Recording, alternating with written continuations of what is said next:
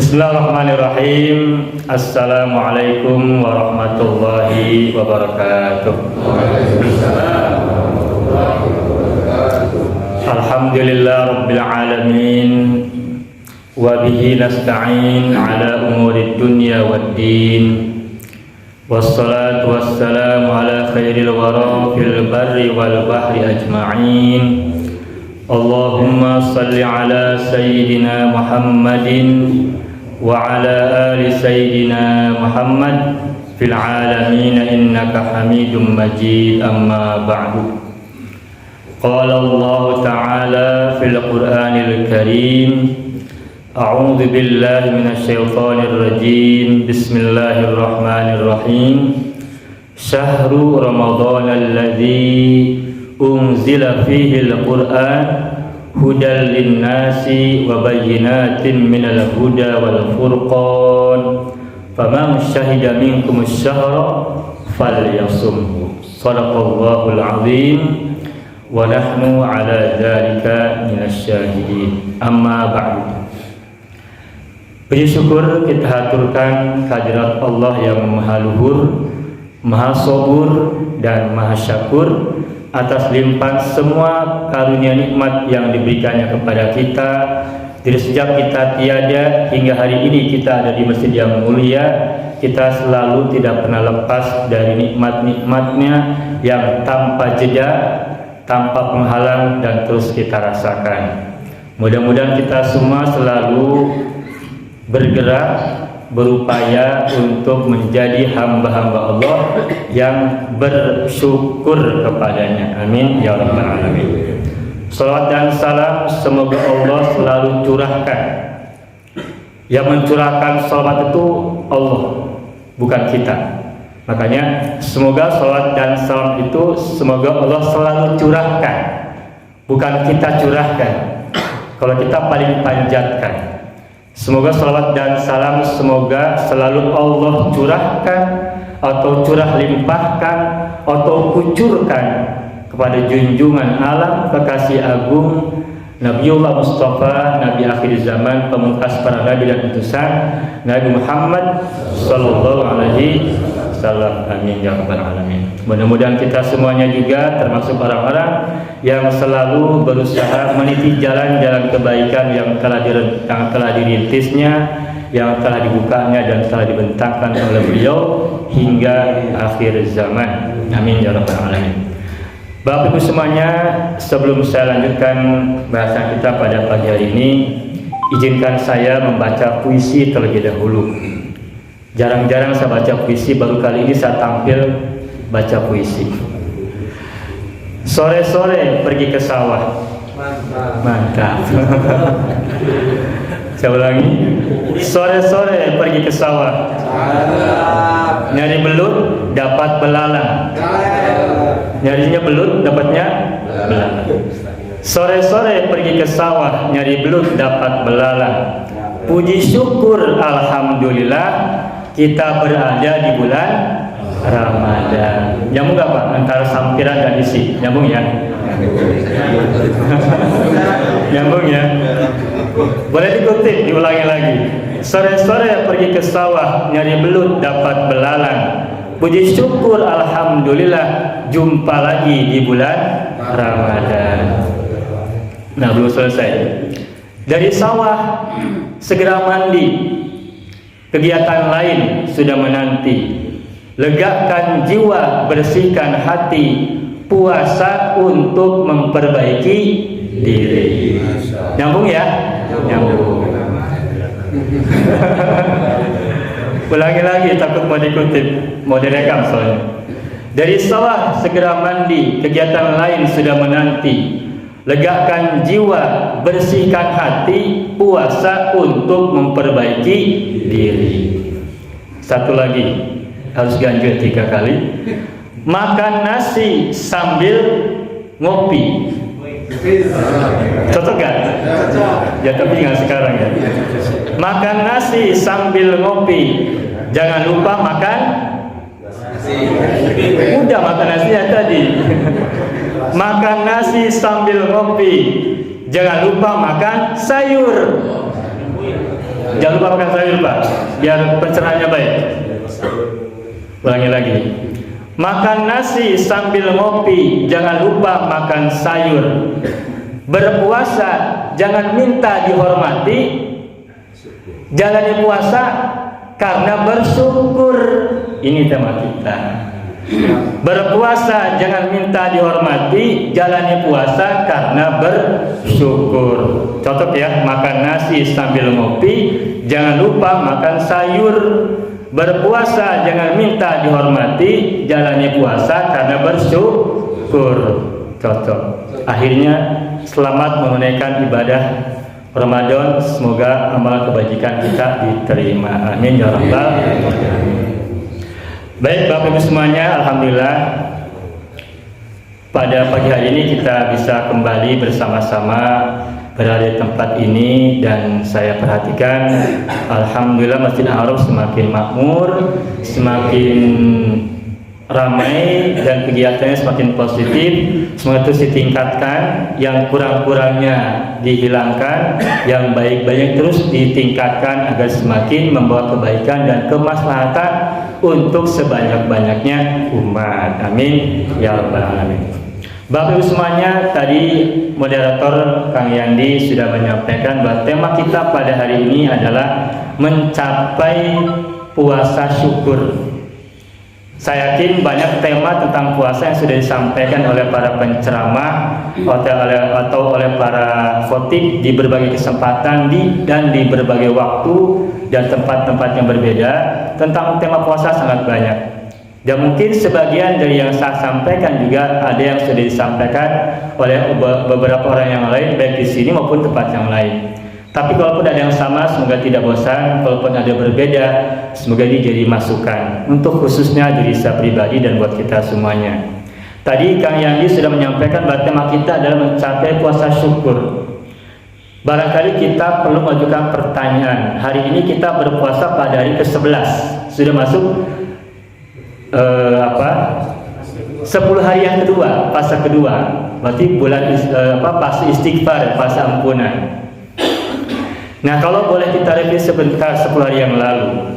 Motivasi kita berpuasa yang kita paling rasakan, yang paling kita sadari ketika kita mau capek-capek berpuasa, menyiapkan diri sahur, kemudian tetap berupaya semaksimal mungkin siang hari, menahan diri dan sebagainya.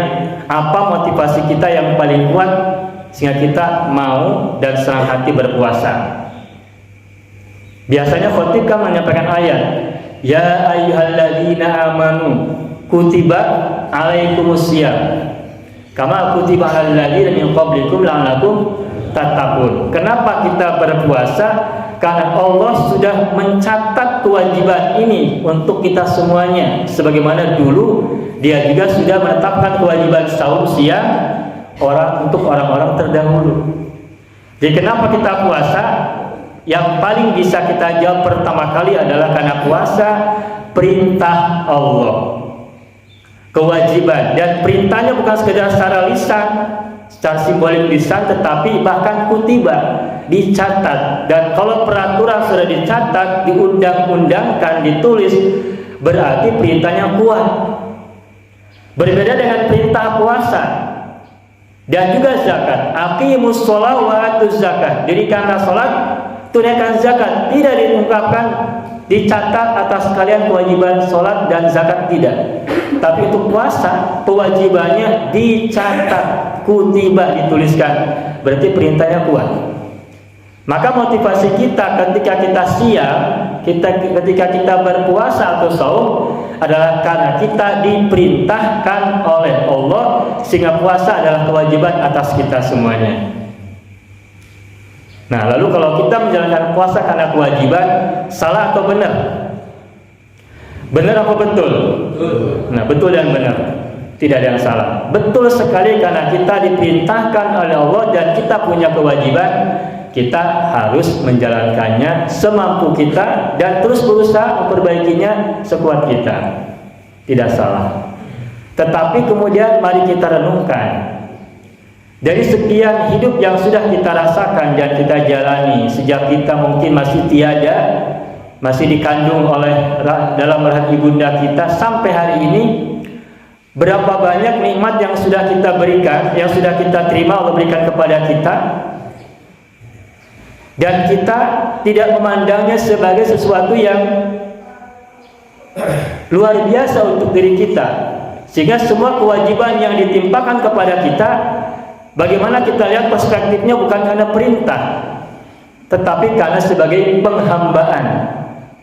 Karena sudah seharusnya, tanpa diperintah pun, karena sudah seharusnya, sudah automatically, sudah otomatis.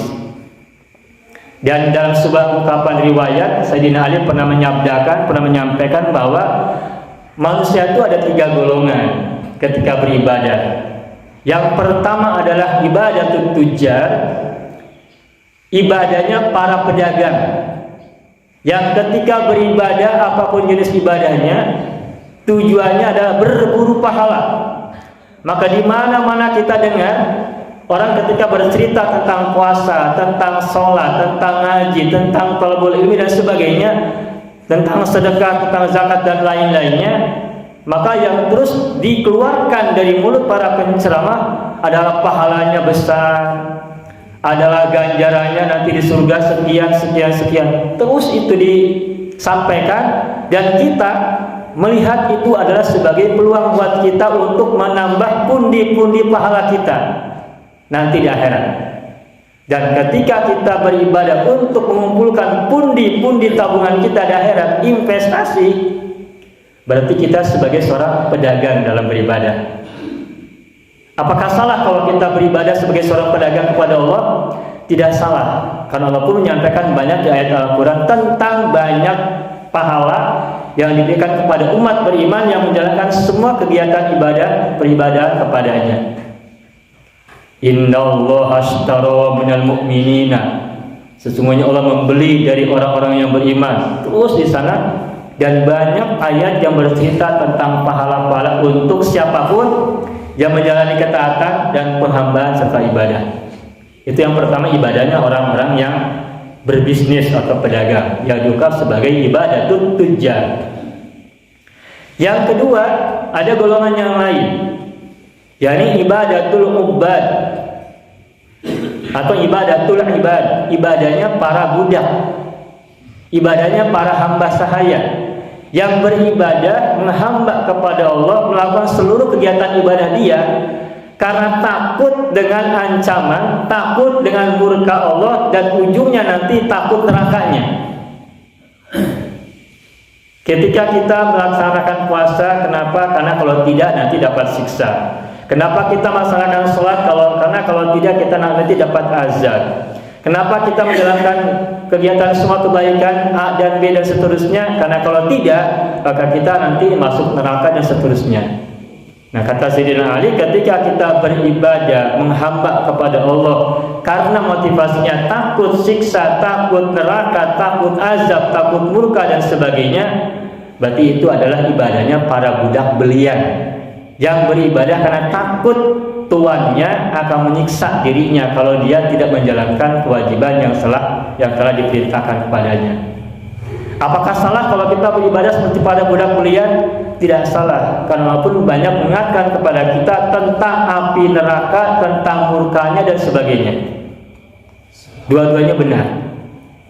Tetapi ada tingkatan ibadah yang ketiga, dan ini yang tertinggi, dan ini yang banyak dipuji oleh Allah dalam banyak ayatnya, melebihi pujian-pujian kepada dua kelompok yang tadi, yakni ibadatul ahrar, ibadahnya orang-orang yang merdeka, yang bebas menentukan pilihan karena kesadaran dan karena penghambaan kepada Allah adalah kemestian yang tanpa ditawar-tawar lagi. Bahkan andaikan pun tidak ada perintah, tidak ada iming-iming surga, tidak ada ancaman neraka, dia menjalankannya memang itu gerakan hati karena kesadaran diri.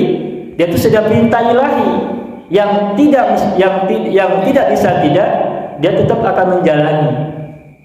Nah, itu ibadahnya orang-orang merdeka yang beribadah karena nalarnya ngerti, jiwanya bersih, dan aktivitas tubuhnya ringan hati untuk menjalankan semua yang dia harus lakukan. Nah, itu ibadatul ahrar.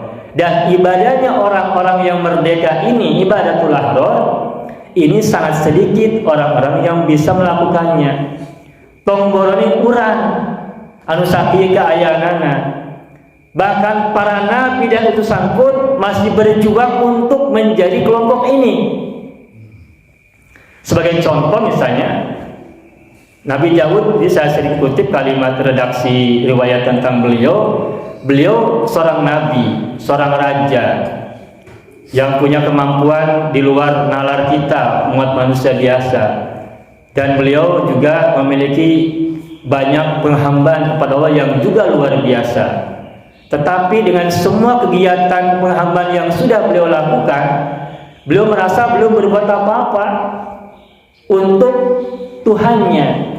Sebagai hamba, sebagai makhluk kepada penciptanya, sebagai pecinta kepada kekasihnya, sampai-sampai dia mengatakan kepada Allah, mengadu, yang dalam bahasa Arabnya berkata, ya ilahi kaifa ashkuruka wa kullu syukrin yahtaju ila syukrin akhar.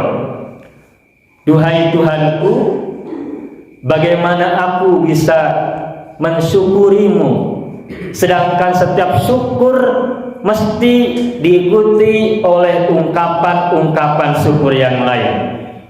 Kita sadar diri akan nikmat dan kita bersyukur, maka kesadaran itu pun juga adalah nikmat yang juga harus disyukuri. Maka satu nikmat boleh jadi syukurnya bisa belasan, bisa puluhan, sedangkan kita punya nikmat banyak.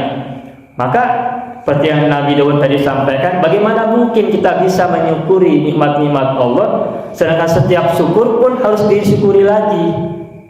Itu berat. Nah, tetapi Allah sangat bijaksana, ahkamul hakimin, dan dia, Allah memberikan penghiburan kepada nabinya, kepada Nabi Daud, dan itu bisa menjadi alasan kita untuk jadikan pegangan. Maka kata Allah, ya Daud, idza arafta annama bika min ni'matin fa minni faqad syakartani. Wahai Daud, jika engkau menyadari, jika engkau mengakui, jika engkau memahami bahwa apapun nikmat yang engkau rasakan bersumber dariku, maka itu sudah dihitung sebagai kesyukuran kepadaku. Faqad syakartani. Nah, jadi ketika kita tidak mampu mengucapkan alhamdulillah sepanjang nafas kita, ketika kita tidak bisa menjalankan semua penghambaan dengan sebaik-baiknya, sebagaimana seorang hamba kepada tuannya, kepada Tuhannya, maka kalau kita merasakan bahwa semua nikmat yang diberikan kepada kita ini adalah sumbernya dari Allah, maka kesadaran itu, pengakuan itu sudah dicatat sebagai wujud syukur. Nah, ini hiburan buat kita, maksudnya hiburan.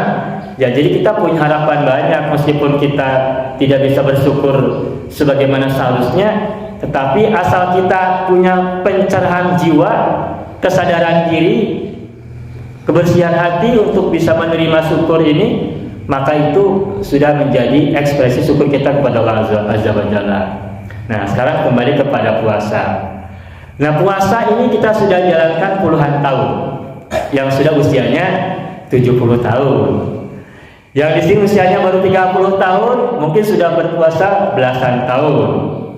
Yang sudah usianya mungkin baru 20 tahun, ya lumayanlah, kalau kewajibannya mungkin tahun ke-15, berarti sudah 5 tahun lumayan, sudah biasa kita berpuasa.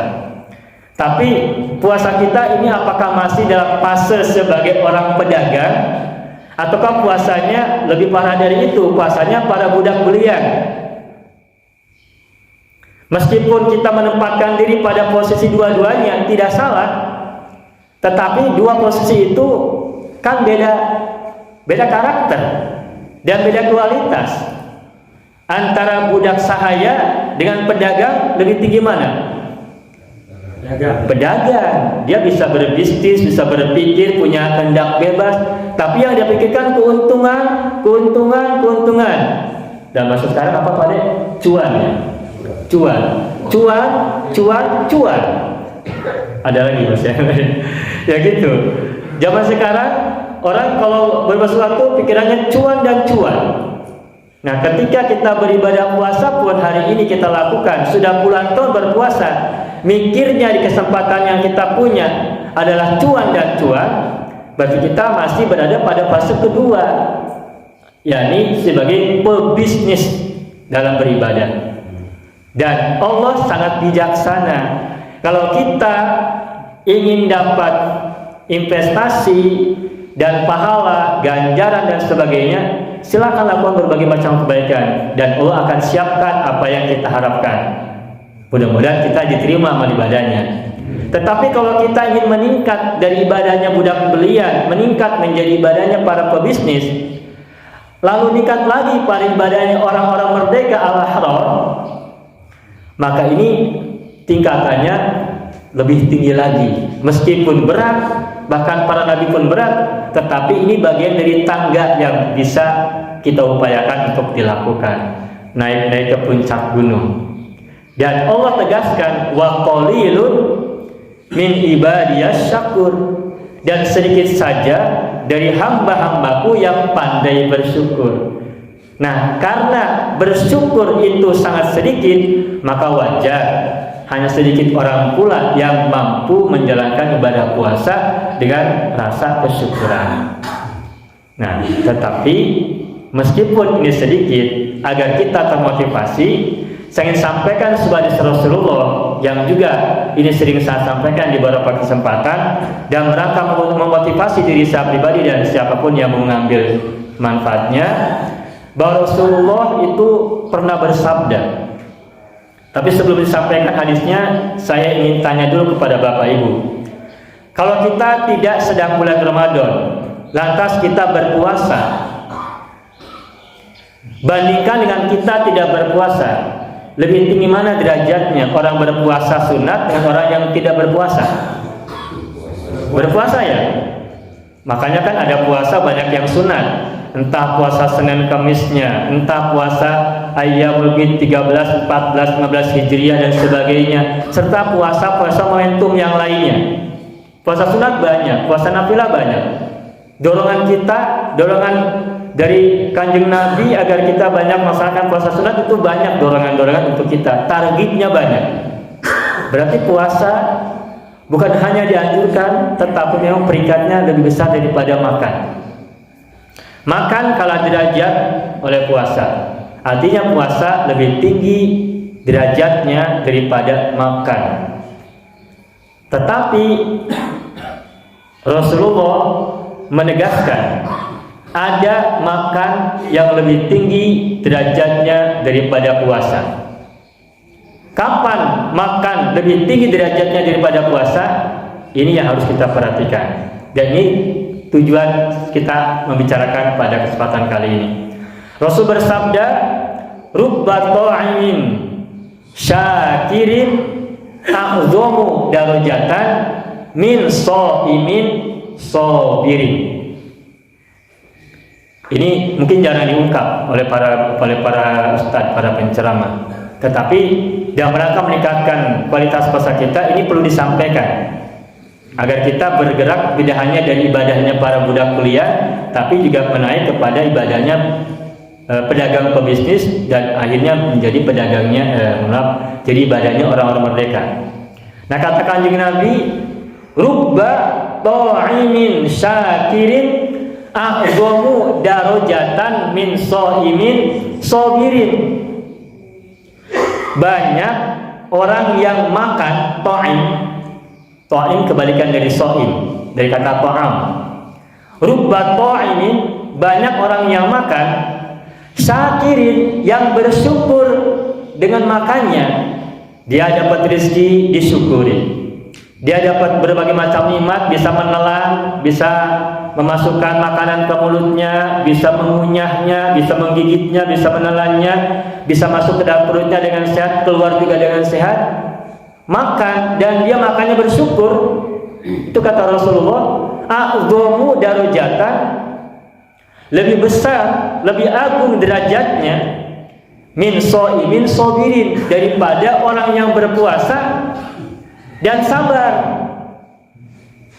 Puasa bagus, Sabar bagus nggak? Bagus, dua-duanya bagus. Makan derajatnya tadi kalah sama puasa. Nah lalu orang makan bersyukur. Bersyukur berarti yang terbaik cuma syukur kan, dibandingkan tadi makan sama syukur. Makan kurang derajat, syukur tinggi. Sebelah sini ada puasa, ada sabar, ada dua peringkat yang tinggi. Nah makan yang kualitasnya dari 4 tadi paling rendah, ditambah dengan syukur, itu ternyata makan yang syukur tadi mengalahkan puasa yang sabar.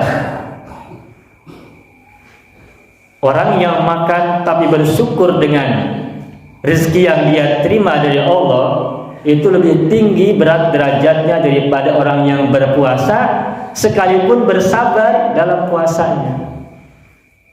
Artinya kalau orang berpuasa tapi tidak sabar, wah nggak tahu di mana posisinya. Berpuasa sabar saja kalah derajatnya oleh orang yang makan tapi bersyukur. Bagaimana kalau orang berpuasa tapi tidak bersabar? Di mana posisinya? Jauh sekali di bawah orang yang makan tapi bersyukur. Maka ketika hari ini kita berpuasa dengan segala penahanan diri, itu kita sedang bersabar. Berpuasa itu kan bukan berarti kita menahan diri dari hal-hal yang haram. Karena kalau yang haram, yang halal itu sudah biasa kita lakukan bahkan ketika tidak sedang berpuasa.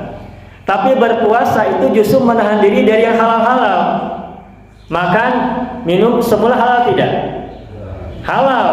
Yang dimakannya asal halal tentu saja dan caranya. Tapi hukum asal makan adalah mubah dan berarti halal. Nah, puasa menahan diri dari sesuatu yang halal, bukan yang haram, bukan yang dilarang. Nah, berarti kita menahan diri itu kan bersabar.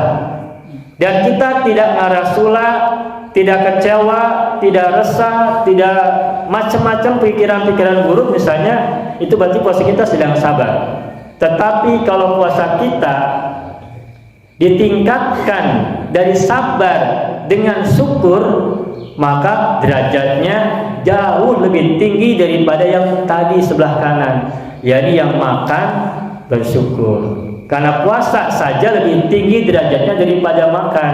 Ketika berpuasanya syukur, maka derajatnya jauh lebih tinggi daripada sekedar puasa bersabar.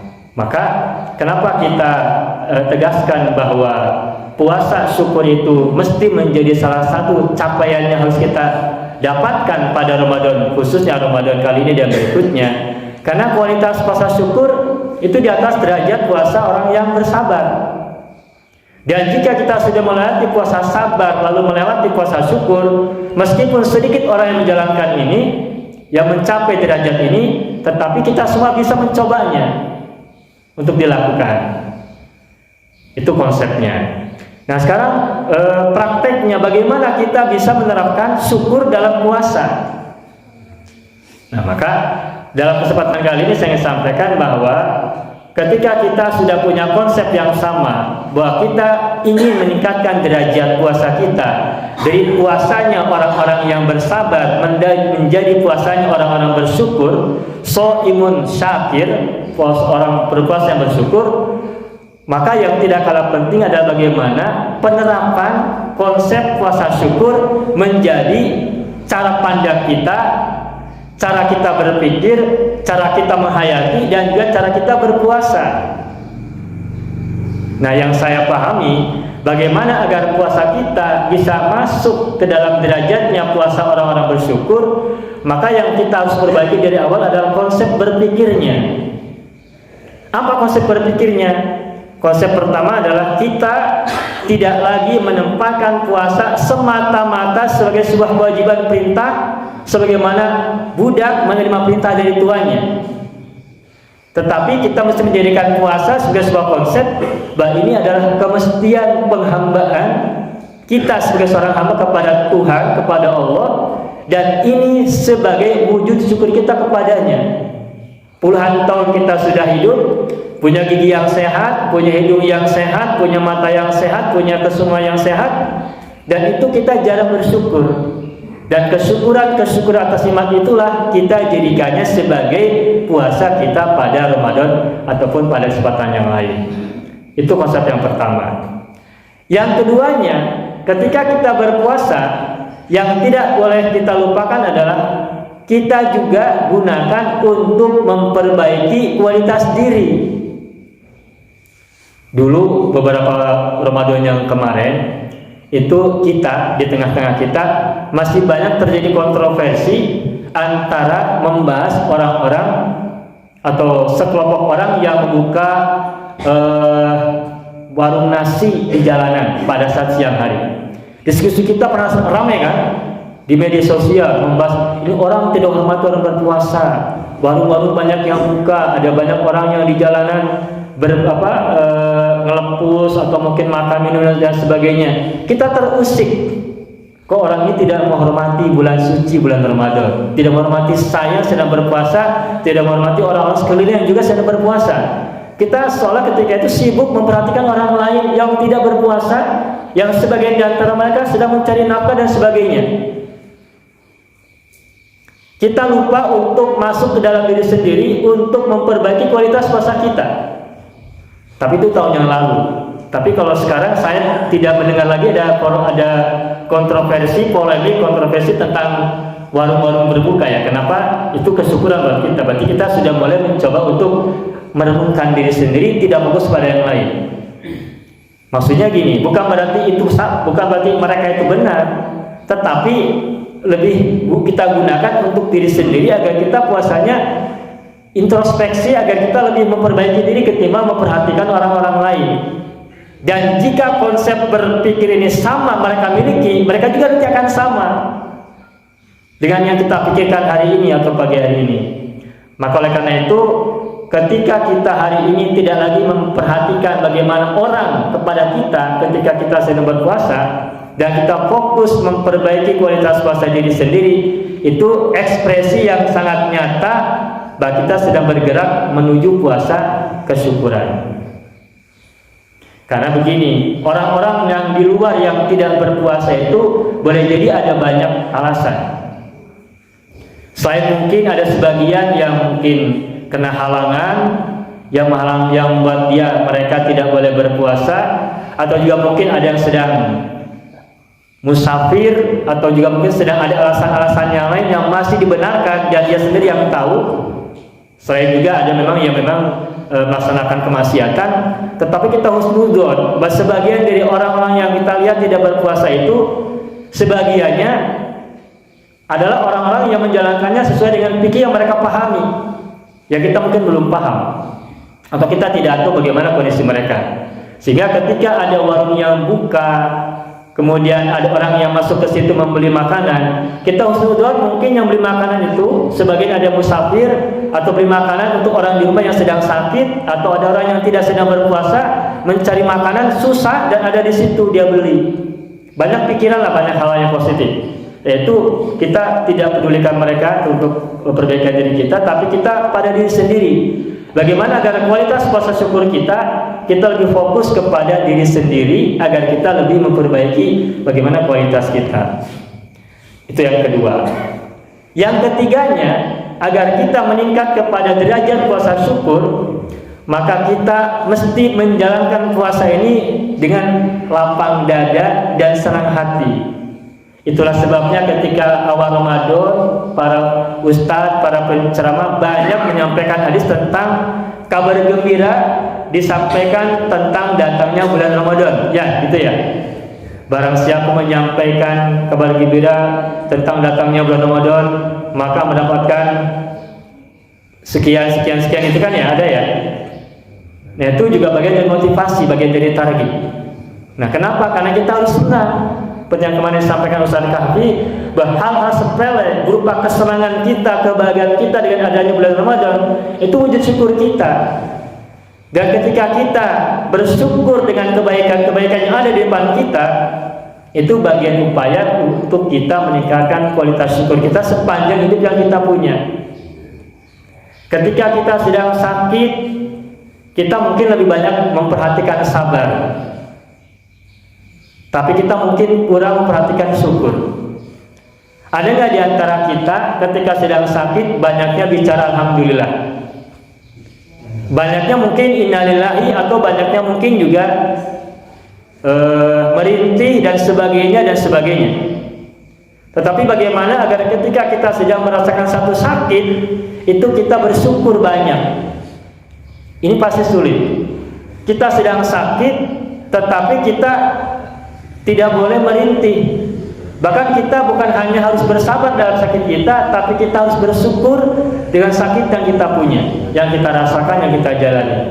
Ini mungkin sulit, tetapi kalau kita renungkan, dalam sakit itu kan banyak kenikmatan. Pertama, yang sakit kita mungkin hanya satu anggota tubuh kita. Ya, kalau saya terus pada diri sendiri, mungkin ada di antara tubuh kita ini ada sakit satu bagian, katakanlah misalnya gigi. Gigi sudah tanggal 1, sehingga kita sudah mengalami kesulitan untuk mengunyah makanan, itu ya. Nah, ketika kita sudah mulai kesulitan mengunyah makanan, itu bermasalah buat kita. Bermasalah, makan tidak bisa cepat, benar nggak Pak? Kemudian kita tidak bisa makan yang keras-keras, daging-daging sudah mulai bersarat. Maksudnya bersarat, boleh makan daging dengan catatan empuk, lembut, dan mudah dikunyah, bersarat. Atau kita sudah mulai menghindari makan kacang-kacangan dan sebagainya lah gitu, ketika gigi sudah mulai ada copot. Tetapi kalau kita jujur, dari puluhan gigi yang ada di atas bawah mulut kita itu cuma satu, sementara yang lain masih banyak siap untuk membantu kita mengunyah makanan dan menelan. Nah, kita lupa dengan puluhan gigi masih berjejer di atas dan di bagian bawah, hanya gara-gara satu gigi. Kita fokus pada satu gigi, tapi lupa dengan gigi-gigi yang lain yang masih berbaris. Lah, itu kan giginya satu, Pak. Gigi saya kan sudah tanggal 2, 3, atas bawah, belakangnya juga sudah tanggal. Jangan lupa masih ada gigi palsu. Masih bisa. Ya, kita berdoa semoga gigi kita pada sehat semua ya, Pak ya. Ada yang giginya sudah pada tanggal, ada. Mudah-mudahan yang giginya masih sehat, masih kuat, dijaga sebaik-baiknya. Karena kalau sudah tanggal repot, Pak. Kalau sudah tanggal repot.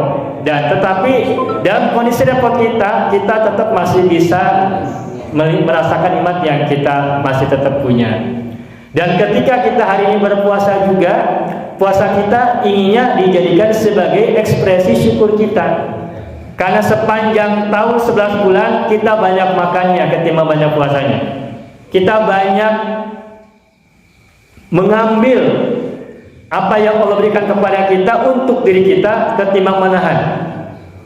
Dan itu kita sudah menjalaninya sekian tahun, berpuluh tahun, dan seringkali kita tidak sadari tentang pentingnya kesyukuran kita pada puasa. Oleh karena itu maka puasa kita gerakkan dari puasa sebagai perintah dari Allah Azza wa Jalla ke puasa yang lebih tinggi, yakni puasa untuk menahan diri, memperbaiki diri, dan rasa syukur diri. Saya pernah sampaikan dalam sebuah video singkat bahwa ketika kita berada di bulan Ramadan, itu setidaknya ada 3 kegiatan atau kata kunci yang kita harus ingat. Pertama, puasa Ramadan itu bercerita tentang siam. Siam. Apa itu siam? Siam itu secara bahasa kan artinya al-imsaku, menahan diri. Menahan diri berarti pasif. Kita makan, minum semula boleh. Tapi ketika sedang siam kita menahan diri dari semua yang dulunya halal dan dari semua yang dulunya boleh, yang sebelumnya boleh, kita tahan. Berarti kita menahan diri dari sesuatu yang membatalkan puasa semuanya tanpa kecuali. Nah, ketika kita sedang siam, berarti kita melakukan tindakan pasif untuk diri sendiri. Di sini konsep sabar berlaku, menahan diri, prihatin diri, dan sebagainya. Yang pertama. Yang kedua, dalam Ramadan ada juga sebuah tindakan yang juga harus kita lakukan, dan seperti yang sekarang kita lakukan ini, yaitu qiyam. Ada siam, ada qiyam. Nah, qiyam secara bahasa artinya adalah berdiri atau bangun atau bangkit. Dan dalam makna yang lebih luas ini berarti konsep gerak. Konsep gerak pikiran gerak hati, juga gerak lisan, dan gerak anggota tubuh semua. Ketika kita sedang Ramadan, kita banyak melakukan qiyam. Malam harinya kita melaksanakan sholat malam. Ada yang tarawih di masjid, ada yang qiyamul lail tengah malam atau menjelang sahur. Itu bagian daripada qiyam. Tilawatul Quran juga bagian dari qiyam, menggerakkan mulut untuk membaca, anggota tubuh kita untuk mengambil Al-Quran, dan kita beraktivitas dengan upaya tilawatul Quran. Kita talabul ilmi hari ini, pagi ini, bersama-sama sini, ini juga bagian daripada qiyam. Ketika kita berusaha, mungkin ada yang bekerja, ada yang berusaha bikin bangunan, ada yang mungkin di jalanan, ada yang berdagang dan sebagainya.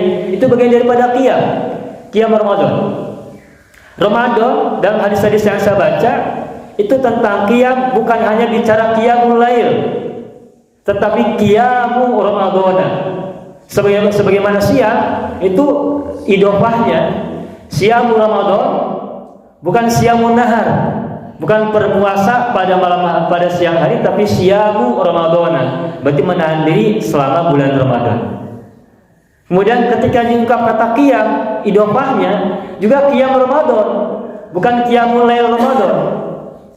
Nah, itu artinya kalau begitu maka bisa dipahami bahwa qiyam yang dimaksud dalam bulan Ramadan bukan semata-mata qiyamul lail berupa ritual-ritual sholat atau mungkin tilawatul Quran dan semacamnya, tapi aktivitas gerak positif dan produktif kita di bulan Ramadan itu juga bagian daripada qiyam.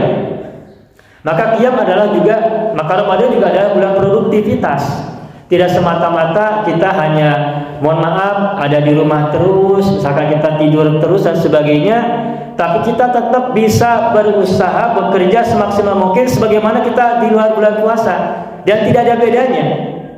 Bagi mereka yang sudah menjadikan puasa adalah habit, maka mau Ramadan mau tidak Ramadan, kondisi tubuh dia ketika puasa bulan apapun sama. Sehingga ketika di bulan Ramadan dia berpuasa, maka puasa dia sama dengan ketika dia puasa di bulan Ramadan. Aktivitas tetap jalan, yang mengobati, yang berdagang, yang bekerja, apa adanya seperti biasa, tidak terganggu. Karena puasa harus tetap menjalankan qiyam, dan qiyam itu bagian yang tidak terpisahkan dari Ramadan. Karena Ramadan ada siang, ada qiyam yang tidak boleh dilupakan dan tidak boleh dilepaskan, dipisahkan.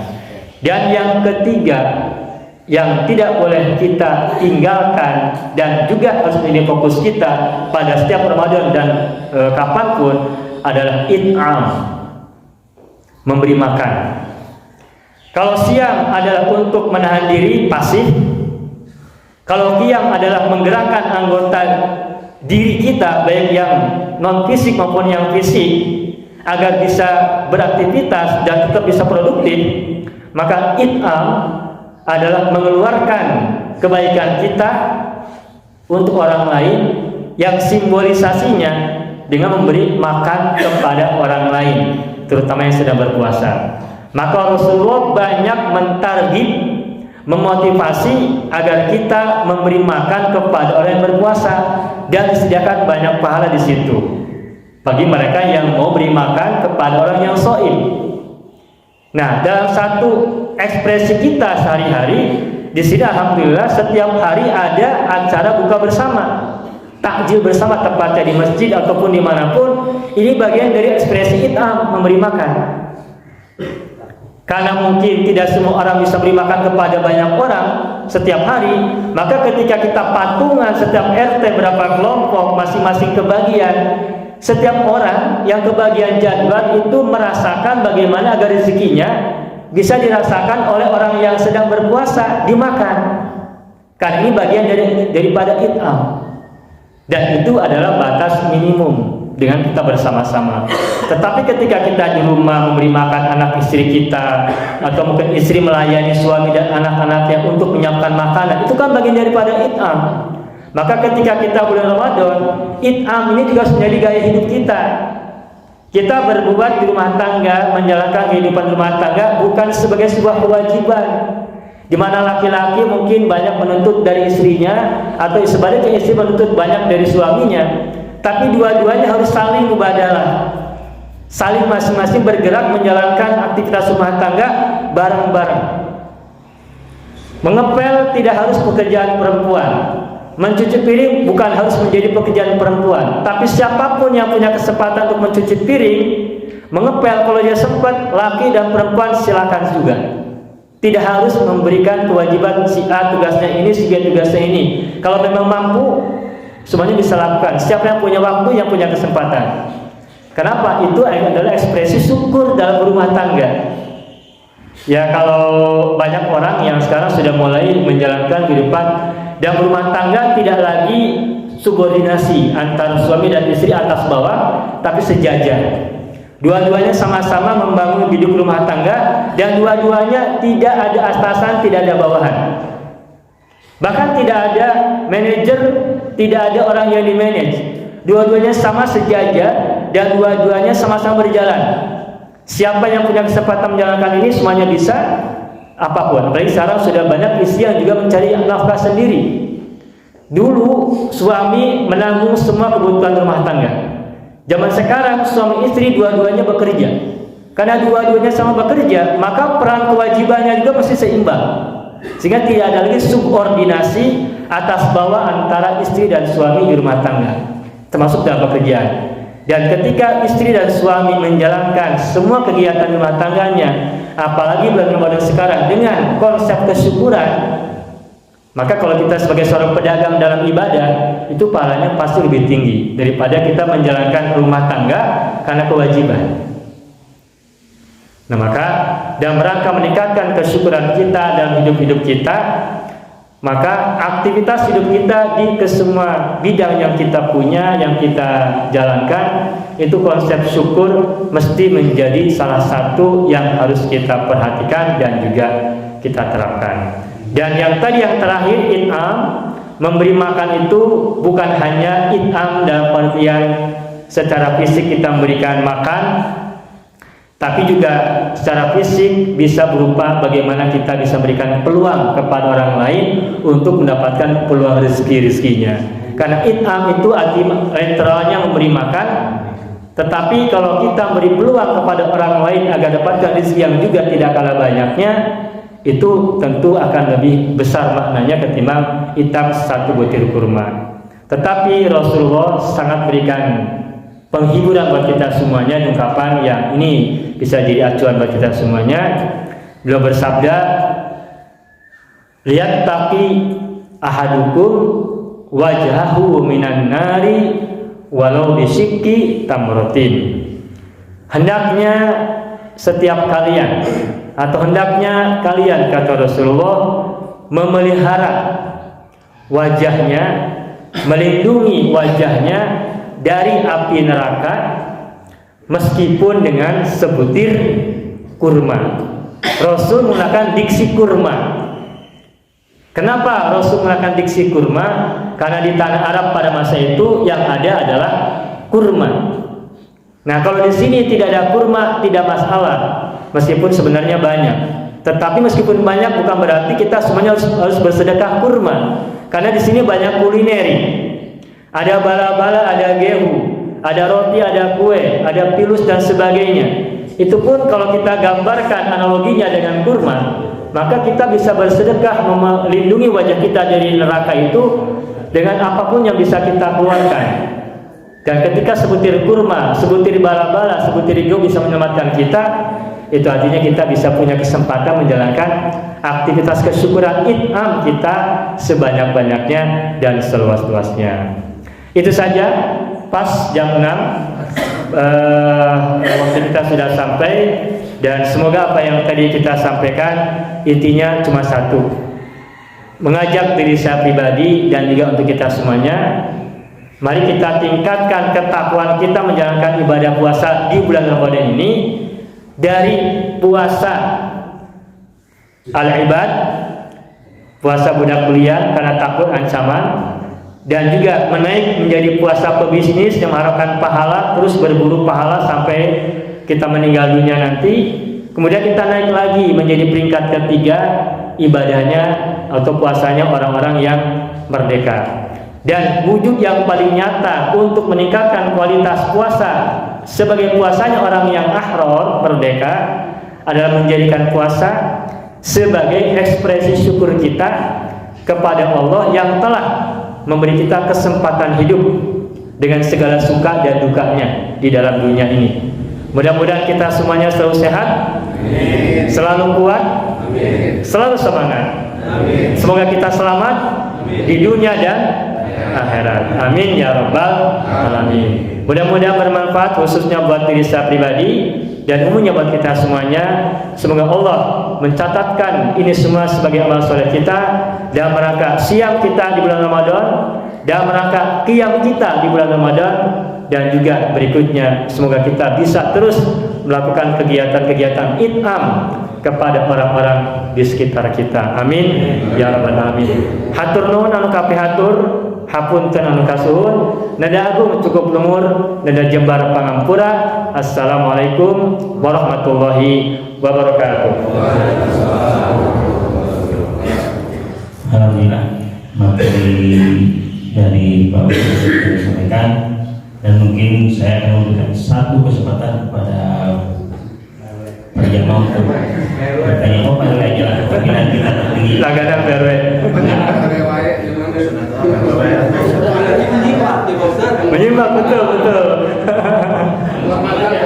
Bismillahirrahmanirrahim. Assalamualaikum warahmatullahi wabarakatuh. Waalaikumsalam warahmatullahi wabarakatuh. Jadi jelas dan gamblang dijelaskan oleh Pak Ustadz bahwa ibadah itu ada 3 tingkatan. Yang pertama tingkatan pedagang, kedua pembelian, dan yang ketiga orang yang merdeka. Mohon maaf Ustadz, tadi dibahas sabar dan syukur seperti itu. Tadi tidak disebutkan ikhlas. Yang ingin saya tanyakan, apa ada keterkaitan dengan ikhlas, sabar dan syukur? Kemudian posisi ikhlas ada di mana dari sabar dan syukur? Itu saja Pak Ustaz. Mohon maaf, terima kasih. Assalamualaikum warahmatullahi wabarakatuh. Waalaikumsalam warahmatullahi wabarakatuh. Luar biasa pertanyaannya, RW. Saya biar tidak ini, biar pembahasannya berlanjutan, saya tanya dulu. Enggak. Terima kasih Pak RW atas pertanyaannya yang sangat baik, ini sangat mendalam ya. Dan ikhlas dari segi bahasa itu dari kata kholuso. Kholuso artinya pure, murni. Pure water berarti air yang murni. Murni dalam pengertian, kalau kita lihat dalam beberapa ayat Al-Quran itu kata ikhlas itu banyak disebut, misalnya salah satu contohnya dalam surat Al-Bayyinah, wa ma umiru illa liya'budullaha mukhlisina lahuddina hunafa'a, dan seterusnya. Mereka tidaklah diperintahkan untuk menghamba, untuk menyembah, untuk melayani, untuk berbuat baik kepada Allah, mukhlisina lahuddin. Wa ma umiru illa liya'budullaha, mereka tidak diperintahkan kecuali untuk menyembah Allah, mukhlisina lahuddin. Dan dalam Al-Quran ada 2 ungkapan, ada mukhlisin, ada mukhlasin, tapi dua-duanya masdarnya sama, yakni ikhlas. Kholuso artinya murni atau suci atau bening. Nah, ikhlas artinya memurnikan atau membersihkan atau membeningkan. Apa yang dibeningkannya? Hati kita, diri kita semuanya. Untuk apa atau untuk siapa? Mukhlisina lahuddin, mukhlisina lahu, untuk Allah Azza wa Jalla. Ketika orang beribadah secara ikhlas, tadi digambarkan ada ibadahnya orang budak belian, ada pedagang, orang merdeka. Ketika mereka menjalani ibadah tadi dengan 3 motivasi tadi, selagi itu kaitannya dengan Allah, itu berarti masih tetap memurnikan dirinya untuk Allah semata-mata. Tapi ikhlas juga ada tingkatannya. Ada ikhlasnya budak belian, ada ikhlasnya pedagang, ada ikhlasnya orang merdeka. Budak belian bisa nggak ikhlas? Bisa. Saya menerima kewajiban dari Allah untuk berpuasa. Saat ikhlas menerima kewajiban ini, jasa memang budaknya Allah, hambanya Allah, sebagai makhluk, tidak punya kuasa, tidak punya permintaan apa-apa kecuali mengikuti apa yang sudah Allah perintahkan kepada kita. Terima posisi diri sebagai seorang hamba. Maka itu ikhlasnya seorang hamba menerima posisinya sebagai hamba sahaya, sebagai budak yang harus menurut apa yang diperintahkan oleh Tuhannya. Itu ikhlasnya orang budak kuliah. Pedagang pun bisa ikhlas di dalamnya. Dan Allah gambarkan dengan banyaknya pahala yang diberikan pada orang yang berbisnis dalam berusaha masuk dalam beribadah. Yang namanya pedagang apa karakteristiknya? Cari untung, benar nggak? Ada tidak pedagang yang tidak nyari untung? Tidak ada apa ya? Pedagang selalu mencari untung. Nah, bisa nggak kita terapkan konsep ikhlas dalam diri karakter seorang pedagang? Ya, karakter pedagang memang mencari untung. Bagaimana menerapkan konsep ikhlas dalam diri seorang pedagang? Yang bisa kita terapkan misalnya adalah bagaimana agar konsep-konsep dia, terapan-terapan dia, praktek-praktek perniagaan, bisnis dan perdagangan dia itu digunakan untuk mendapatkan kebaikan-kebaikan dari Allah yang kemudian disebut dengan pahala tadi. Dan ketika pahalanya dia dapatkan hanya dari Allah, bukan dari yang lain, itu pun bagian daripada ikhlas. Karena ikhlasnya dimurnikan untuk Allah harapannya, tidak untuk yang lain-lain. Karena Allah pun membenarkan adanya ibadahnya para pedagang, membolehkan untuk berbisnis dengan Allah. Terus yang ketiga, bisa tidak ikhlas ditujukan atau dikaitkan dengan ibadahnya orang-orang merdeka, dengan orang-orang merdeka? Tentu bisa lagi, lebih bisa lagi. yakni beribadah yang meskipun dia membutuhkan sesuatu, tapi kebutuhan-kebutuhan dia sudah dipenuhi oleh Allah semuanya tanpa diminta. Semua orang, semua makhluk pasti kebutuhannya sudah dipenuhi oleh Allah semuanya tanpa kecuali. Maka tidak diminta pun Allah pasti anugerahkan kepada mereka, kepada kita semua apa yang kita butuhkan. Maka kan Allah sudah paham apa yang jadi kebutuhan kita, maka kita beribadah tuh udah bebas aja, tanpa takut ancaman, tanpa berharap pahala ganjaran dan sebagainya, tapi udah pasrah kepada Allah, muflisina lahuddin, bebas. Dan ketika orang sudah mengikhlaskan dirinya dan sudah jalan begitu saja tanpa memikirkan pahala dan ganjaran, siksa dan ancaman dan sebagainya, maka dia fokus kepada bagaimana penghambaan semata-mata kepada Allah, sehingga dia meningkat dari derajat mukhlisin menjadi derajat mukhlasin. Kalau mukhlisin, dia masih berusaha untuk meningkatkan diri menjadi orang yang mukhlis, masih ada upaya semaksimal mungkin, masih ada proses belajar. Tetapi kalau sudah mukhlasin, berarti dirinya sudah tidak lagi belajar menjadi mukhlis, ikhlas, tetapi karena dia sudah mencapai tingkat yang lebih tinggi daripada itu, sudah naik kelas, sehingga ikhlas bagi dia sudah otomatis, tidak usah berpikir. Sebagaimana kita kalau naik kendaraan, kalau masih belajar kan mikir kapan gas, kapan rem. Tapi kalau sudah lancar, tak usah mikir kan, kapan gas, kapan rem. Nah, derajat mukhlasin itu juga lebih tinggi derajatnya daripada mukhlisin. Kalau mukhlisin masih berupaya berusaha, kalau mukhlasin sudah menjalankan itu semuanya tanpa berpikir, tanpa bertanya-tanya, sudah otomatis. Nah, lalu di mana posisi ikhlas dalam konsep sabar dan syukur? Sabarkah menahan diri menderita kepahitan dalam hidup? Kita dihina, kita sabar, menahan pahit. Kita lapar, pengen makan, menahan pahit. Kita haus, pengen minum, kita tahan, menahan pahit. Ketika kita menahan kesabaran tadi dengan tujuan mendapatkan ridho dari Allah, kemuliaan dari Allah, dan pengharapan kepadanya semata-mata, itu berarti sabarnya juga ada konsep ikhlas. Karena ada gini Pak, sabar tapi tidak ikhlas. Puntennya, Bapak misalkan di rumah, ada yang marah-marah di rumah kepada kita, dimarahin, hati kita gimana kalau dimarahin? Ngedumel, dongkol, bertanya-tanya dan sebagainya. Tapi kalau kita misalkan menahan diri bersabarnya itu misalkan karena daripada di rumah pas sehat, daripada di rumah nanti pusing, kita mau pulang nggak nyaman, Itu baik tidak?